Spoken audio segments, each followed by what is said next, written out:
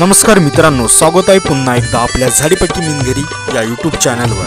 मित्रांनो, झाडीपट्टीमधील नाटक, शंकरपट मंडई व झाडीपट्टीमधील इतर कार्यक्रमाचे व्हिडिओ बघण्यासाठी आमच्या झाडीपट्टी मिनघरी या यूट्यूब चॅनलला सबस्क्राइब करा व बेल आयकॉन दाबायला विसरू नका। धन्यवाद।